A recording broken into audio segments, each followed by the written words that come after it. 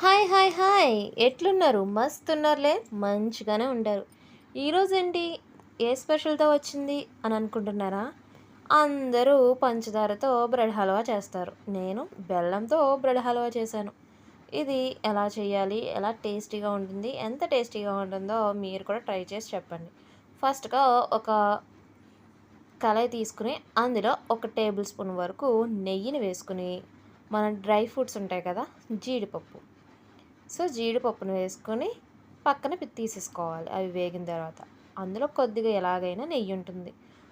అందులోనే ఇలా bread sizes దాని అంచులు ఉన్నది తీసేసి ఇలా అటు ఇటు ఫ్రై చేసుకోవాలి. అవి కూడా బాగా ఫ్రై అయిన తర్వాత కొంచెం చూస్తారా, అటు ఇటు కలర్ చేంజ్ అవుతుంది కదా, కొంచెం బ్రౌన్ కలర్లోకి వచ్చిన తర్వాత వాటిని తీసి పక్కన పెట్టేసుకోవాలి. అందులోనే ఒక కప్పు బెల్లం తీసుకుని అందులో కొద్దిగా వాటర్ యాడ్ చేసుకుని బెల్లం అంతా కరిగేలా చూసుకోవాలి. చాలా ఈజీ ప్రాసెస్ అండి. మన ఇంట్లో చాలా టేస్టీగా కూడా చేసుకోవచ్చు. పంచదారతో చేసే కన్నా బెల్లంతో కూడా చాలా బాగుంటుందండి. ఇప్పుడు మనం ఫ్రై చేసుకున్న బ్రెడ్ సైజెస్ని ఇలా చిన్న చిన్న పీసెస్గా కట్ చేసుకుని పక్కన పెట్టుకుందాం. ఈ బెల్లం కరిగేలోపు మాత్రం వెంటనే నా ఛానల్ అయితే సబ్స్క్రైబ్ చేసేసుకోండి. చూసారా, బెల్లం బాగా కరిగిపోయి ఇలా పొంగుతున్నట్టుగా ఒక 2-3 పొంగులు వస్తే సరిపోతుంది.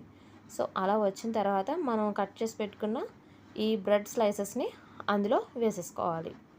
వేసేసుకొని గరిటెతో అటు ఇటు తిప్పుకొని మనం ఆ బ్రెడ్కి అంతా బెల్లం పాకం పట్టేసేలా తిప్పుకొని కొద్దిగా ఒక హాఫ్ గ్లాసులంత పాలు వేసుకోవాలి. కాచి చల్లార్చిన పాలు అందులో వేసుకొని ఇలా వాటిని తిప్పుకోవాలన్నమాట.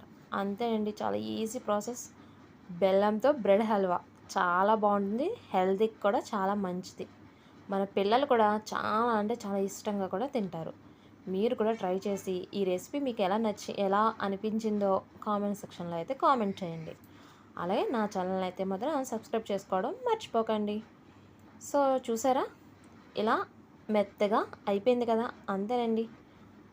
దాంట్లో కొద్దిగా మనం నెయ్యి కూడా యాడ్ చేసుకోవచ్చు. నెయ్యి వేసుకున్న తర్వాత మనం వేయించి పెట్టుకున్న జీడిపప్పుని అందులో వేసేసి ఒక్కసారి అలా ఇలా కలుపుకొని సర్వ్ చేసుకుంటే, చల్లారిన తర్వాత తింటే దీని టేస్టే చాలా అంటే చాలా బాగుంటుందండి. మనం నెయ్యి కూడా ఎంత వేసుకుంటే అంత బాగుంటుంది. నేను ఒక 2-3 టేబుల్ స్పూన్లకే వేసాను. మీరు కూడా ఎలా ఉందో కామెంట్ సెక్షన్లో కామెంట్ చేయండి. Thank you.